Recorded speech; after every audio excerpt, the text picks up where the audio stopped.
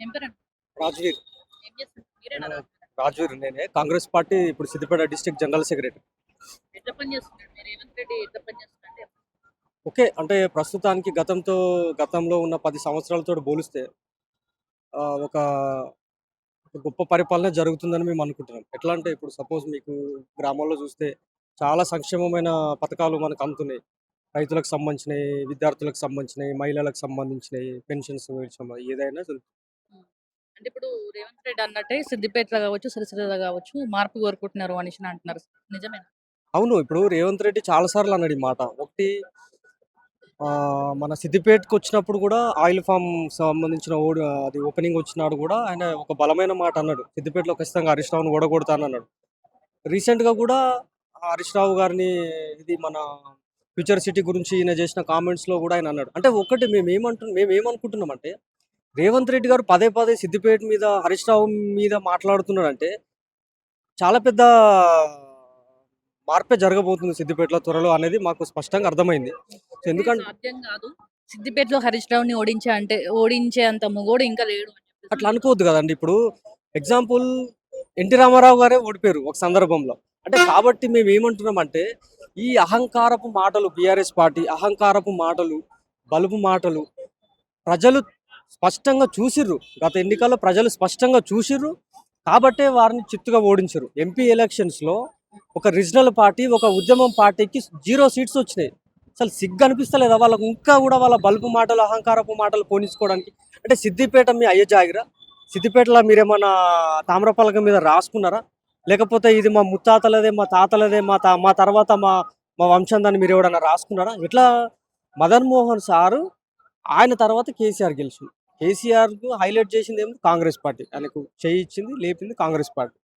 హరీష్ రావు గారిని ఎమ్మెల్యే గెలవకుండా మంత్రిని చేసింది కాంగ్రెస్ పార్టీ. సో, అలాంటి కాంగ్రెస్ పార్టీ మీద చిల్లర మాటలు మాట్లాడతారు. సిద్దిపేట మాదే అంటారు. ఎట్లా మీది? ఏం చేసిర్రు? గ్రామాలలో మీరు ఏం చేసిర్రు? స్టిల్ ఇప్పటికి మీరు కొన్ని మండలాలు తిరగండి, కాలువలు లేవు. మొన్న పోయిన ఎండాకాలానికి కాంగ్రెస్ పార్టీ మీద అంటే ప్రెషర్ ఎక్కడ తీసుకొచ్చి చేయని డెవలప్మెంట్స్ హరీష్ రావు ఒకటే చేసారు. ఏ కాన్స్టిట్యున్సీలో కానీ డెవలప్మెంట్స్ సిద్దిపేటలో అయినాయి అంటున్నారు. సిద్దిపేటలో మెయిన్ రోడ్లు ఎక్కడున్నాయో ఒకటే రోడ్డును 10 సార్లు వేసిర్రు. ఒకటే మోరిని 10 సార్లు కట్టిర్రు. ఏసిన స్తంభాలే మళ్ళేస్తారు.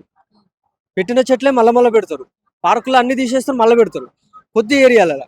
ఇంతేగాని మీకు సిద్దిపేటలో కొన్ని ఏరియాలో నాతో వస్తే చూపిస్తా. ఎంత భయంకరమైన పరిస్థితి అంటే వర్షాకాలం వస్తే వాళ్ళ ఇళ్ళలోకి నీళ్ళు పోతాయి. డ్రైనేజీ సిస్టమ్ లేదు. ఏసిన రోడ్లు సరిగ్గా లేవు. గ్రామాలలో చూస్తే వాళ్ళు ఆ రోజు కాంట్రాక్టర్లకు ఇచ్చిన రోడ్డు. ఏ రోడ్డు చక్కగా లేదు. ఏ రోడ్డు 2, 3 సంవత్సరాలు నిలబదు. అంటే ఏడ చూసినా అవినీతి. ఇప్పుడు హరీష్ రావు గారి మీద వాళ్ళ కుటుంబ సభ్యురాలు కవిత గారే హాట్ కామెంట్ చేసింది. కాళేశ్వరంలో లక్షల కోట్లు హరీష్ రావు మింగిండు అని. సో, లక్షల కోట్లు మింగిందని మీ కుటుంబమే చెప్తుంది. సో, కాబట్టి మేము ఏమంటున్నామంటే ప్రజలు పిచ్చోళ్ళు కాదు. కవిత గారు మాట్లాడేది, హరీష్ రావు గారు మాట్లాడేది, రేవంత్ రెడ్డి గారు మాట్లాడేది అవన్నీ జనాలు చూస్తుర్రు. స్పష్టంగా చూస్తుర్రు. అంటే ఎవరి పరిస్థితి ఏంది అనేది ప్రజలు నిర్ణయం చేసుకుంటారు. ఎంపీ సీట్లల్లో 0 సీట్లు ఇచ్చిర్రంటే ఇంతకన్నా ఘోరమైన పరిస్థితి మీ బీఆర్ఎస్‌కి ఏముంటది? ఇవాళ వాళ్ళ పార్టీకి సంబంధించిన టీఆర్ఎస్ అనే ఒక బ్రాండ్‌ను మీ కవిత కొట్టేసింది. మీరేం మొఖం పెట్టుకొని తిరుగుతుర్రు ఊర్లల్ల? సొంత ఇంటి ఆడబిడ్డనే హరీష్ రావు గారి మీద ఇన్ని కామెంట్ చేస్తుంది. అంటే దీన్ని బట్టి మేమేమంటున్నామంటే ప్రజలల్ల మేము తిరుగుతున్నాం. బీఆర్ఎస్ పార్టీ మీద స్పష్టమైన వ్యతిరేకత ఉంది గ్రామాలల్ల. బీఆర్ఎస్ పార్టీ తరఫున 10 సంవత్సరాలు నిలబడితే బీఆర్ఎస్ పార్టీ కార్యకర్తలకు న్యాయం జరగలేదు. బీఆర్ఎస్ పార్టీ నమ్ముకున్న అభిమానులకు న్యాయం జరగలేదు. బీఆర్ఎస్ పార్టీ కార్యకర్తలకు, వాళ్ళ అంటే మేము అభిమానులకు మార్పు కోరుకున్నాం అని చెప్పేసి కాంగ్రెస్ పార్టీ కావాలని చెప్పేసి అనుకున్నాం. కాకపోతే ఆ మార్పు లేదు. కేసీఆర్ ఉన్నప్పుడే కొంచెం బెటర్ ఉండే అని చెప్పేసి కూడా అనుకుంటున్నాం. అంటే కేసీఆర్ ఉన్నప్పుడు రుణమాఫీ కావచ్చు, రైతు బంధు కావచ్చు, కేసీఆర్ ఉన్నప్పుడు టక్కున టైంకి పడేటివి. ఇప్పుడు అవి కూడా లేవు ఇప్పుడు అంటున్నారు. కొంతమంది రైతులు వాళ్ళు రుణమాఫీ కాక ఇబ్బంది పడుతుర్రంటే ఆ పాపం కేసీఆర్. రూ. 1,00,000 ఏసి వాళ్ళకసలు దాన్ని ఎటు కాకుండా వాళ్ళని బ్యాంకులలో చేసిండు. ఇప్పుడు కాంగ్రెస్ చేసిన మాఫీలో ఈ బాధితులంతా ఈ కేసీఆర్ సగం సగం చేసిన బాధితులే ఒకటి. రెండోది కాంగ్రెస్ పార్టీ వస్తే రైతు బంధు రాదు అన్నారు. మొన్న వేసిర్రు. రైతులకు రుణమాఫీ చేయరన్నారు. చేసిర్రు. అంతెందుకండి ఇప్పుడు ఎగ్జాంపుల్ ఈ 10 సంవత్సరాలల్ల సిద్దిపేట నియోజకవర్గంలో మీరు ఎన్ని గ్రామాలలో డబుల్ బెడ్రూమ్లు కట్టిరు? మేము ఎన్ని గ్రామాలకు ఎన్ని ఇందిరమ్మ ఇండ్లు ఇచ్చినాం? ఒక సంవత్సరంన్నరలో మేమెన్ని ఇండ్లు ఇచ్చినాం? 10 సంవత్సరాలలో మిన్నేమి ఇచ్చినాం? దమ్ముంటే హరీష్ రావు గారు నువ్వు చెప్పు. నువ్వు ఎన్ని ఇండ్లు ఇచ్చినావు చెప్పు 10 సంవత్సరాలలో. ఇప్పుడు నేను మాట్లాడుతున్న గ్రామం పేరు జక్కాపూర్, నారాయణరావుపేట మండలం జక్కాపూర్. ఈ గ్రామంలో వాళ్ళు 10 సంవత్సరాలలో ఇచ్చిన ఇండ్లు 20 ఇండ్లు. అవి 2, 3 సంవత్సరాల్లో కూలిపోతాయి. అంతా కూలిపోతాయి. వర్షం వస్తే కిందికి నీళ్లు జారుతాయి. ఒక సంవత్సరం నరలోపే మేమిక్కడ ఎమ్మెల్యే గెలవకున్నా, ఎంపీ గెలవకున్నా, సర్పంచ్ లేకున్నా, ఎంపీటీసీ లేకున్నా 61 ఇందిరం ఇల్లు తీసుకొచ్చినాం. ఇవాళ బ్రహ్మాండంగా అందరూ ఇల్లు ఓపెన్ చేసుకుంటారు. ప్రారంభోత్సవాలు జరుగుతున్నాయి. మమ్మల్ని వాళ్ళు గౌరవంగా ఆహ్వానిస్తున్నారు. మరి ఏ బీఆర్ఎస్ నాయకుని వాళ్ళు ఆహ్వానిస్తలేరు. మమ్మల్ని ఆహ్వానిస్తున్నారు. ఎందుకు? ప్రేమతోటి, మా మీద అభిమానంతోటి. అంటే ఇందిరమ్మ 10 సంవత్సరాల తర్వాత ఇప్పుడు ఇండ్లు వచ్చినాయి. 61 ఇండ్లు వచ్చినాయి. సిద్దిపేట నియోజకవర్గం 3500 ఇండ్లు వచ్చినాయి.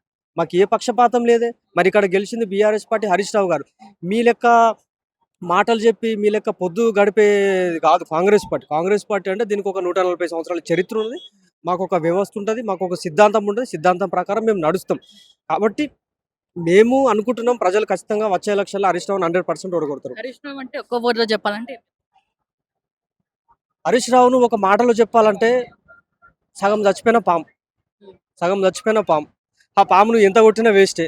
ఒకటి బీఆర్ఎస్ పార్టీ నుంచి వాళ్ళకు ఒక రకమైన ప్రెషర్ ఉన్నది. మీరు తెలుసు, చాలా మీడియాలలో బీజేపీ పోతున్నట్టు, కొన్ని మీడియా సంస్థలలో సొంత పార్టీ పెట్టుకున్నారు. ఒక ఒక పక్క కవితని టార్గెట్ చేసింది. ఇంకో పక్క ఫ్లెక్సీలలో హరీష్ రావు ఫోటోలు కనబడితే కేటీఆర్ సాయించడు. అంటే ఈ రకరకాల పరిణామాలు చూస్తే వాళ్ళ రాజకీయం అనేది క్లోజ్. అందుకే ఈ మధ్య నాకు తెలిసి, నేను అనుకుంటున్నా, నా పర్సనల్ ఒపీనియన్, అన్ని ఫారెన్ ట్రిప్పులు చేస్తూ ఉన్నారు, ఫారెన్లలో తిరుగుతూ ఉన్నారు. మేబీ ఈ పైసలని తీసుకుపోయి ఫారెన్లలో సెట్ చేసుకొని వచ్చే ఎలక్షన్లు ఎలాగో గెలవం కాబట్టి అక్కడనే సెటిల్ అవుదామని చెప్పి ప్లాన్ చేసుకున్నాడేమో. కాబట్టి మేబీ అదే జరుగుతుంది. The brand of Telangana. ఒకటే మాట చెప్తాం. ఎందుకు అంటే అంత పెద్ద సెక్రటరియట్ ముందట తెలంగాణ తల్లి మా ఆత్మ గౌరవం విగ్రహం కట్టిండు. తెలంగాణ జయ జయ హే తెలంగాణను ఒక అధికారికంగా గీతం చేసిండు. నువ్వు 10 ఏళ్ళలో ఏం మీకినావు నువ్వు చేయక. కాబట్టి రేవంత్ రెడ్డి అంటే కాంగ్రెస్ బ్రాండ్. ఏం పేరు అన్న పేరు? నా పేరు వెంకటరమణ. ఏం చేస్తుంటారు? నేను లేబర్ పని చేస్తాను. లేబర్ లేబర్ పని. ఎంత వస్తుంది రోజు? రోజేం ఉండదు, వారంలో ఒకసారి వస్తుంది కావచ్చు. మనం ఉసుక కొడతాం. మనం లేబర్ పని వారంలో 2 సార్లు 3 సార్లు ఇట్లా వస్తుంది ఉసుక పని. కష్టం కదా ఇంట్లోకి కష్టమైతుంది. ఇంకా మరి దాన్ని చేసుకునే బాధ్యత మాకు బతకదే. మేము వడ్డీ వాళ్ళం అయితే మాకు పనులు ఏం లేవు. మేము వడ్డీ వాళ్ళం కానీ బండలు బంద్ అయినాయి. ఆ ఉసుక మీదనే బతుకుతున్నాం. ఆ ఉసుక వస్తేనే మాకు వీళ్ళు తెలియదు. దాంట్లో ఫైనాన్స్లు అంత బతకని దాని మీద.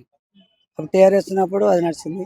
అంతకదే అందరికి పోదాం. అప్పుడు ఇప్పుడు ఎట్లుంది రేవంత్ రెడ్డి పాలన ఎట్లుంది? రేవంత్ రెడ్డి పాలన అప్పుడు ఏం రాలేదు. టీఆర్ఎస్ ఉన్నప్పుడు ఇల్లు ఇట్లా ఏం రాలేవు. కానీ ఇప్పుడు కాంగ్రెస్ వచ్చినాక మాకు రేవంత్ రెడ్డి పాలన ఇల్లు వచ్చింది. కొంచెం సంతోషకరం. వచ్చిందా? ఇల్లు వచ్చిందా? ఇల్లు వచ్చింది. ఎప్పుడు మొన్న వచ్చిందా? మొన్ననే వచ్చింది. మొన్న ఇందిరా మిల్లా? ఇందిరా మిల్లు వచ్చింది. పోయినావా మరి ఇంట్లోకి పోయినావా? అక్కడికి ఇంట్లోకి ఇంట్లోకి పోలే. ఇంకా చాలా ముగ్గు పోతారు. అవునా? ఇప్పుడు ముగ్గు పోతానికి ఖుషిలో అక్కడ ఉన్నట్టున్నావు? అదే ఇప్పుడు వచ్చిందని ఒక సంతోషంగా ఉన్నాం. అవునా? ఎన్ని ఎన్ని రోజుల నుంచి వెయిట్ చేసిన ఇల్లు కోసం? చాలా సంవత్సరాలు చూస్తున్నాం. మరి ఓకే. బీఆర్ఎస్ ప్రభుత్వం రాలే? ఏం రాలి అప్పుడు పెట్టిన అప్లికేషన్ అయినప్పుడు ఏమన్నారు మరి? చేస్తాను కానీ ఇంకా అదే ఆ లోపల ఇంకా ప్రభుత్వం అయిపోయింది. మీ ప్రభుత్వం కొంచెం ఇల్లు వచ్చింది, కొంచెం సంతోషం. ఎట్లుండు మీ ఎమ్మెల్యే కేటీఆర్ ఎట్లా పని చేస్తుంది? అప్పుడు మంచిగానే ఉంది. అప్పుడు ఆయన ఉన్నప్పుడు ఇక్కడ ఉండే పోయినా మస్తాలు పోయినా కానీ చేస్తాడు. 10 ఏళ్ళ పరిపాలనలో 2-3 సార్లు పోయినప్పుడు తమ్మికి సాయం చేస్తాడు కానీ ఏమో ఇల్లు ఇచ్చేది ఏం రాలేదు. కానీ ప్రభుత్వం మంచి ఇల్లు వచ్చింది, సంతోషంగా ఉంది. గెలుస్తాడా మళ్ళీ సార్ కేటీఆర్ గెలుస్తాడా?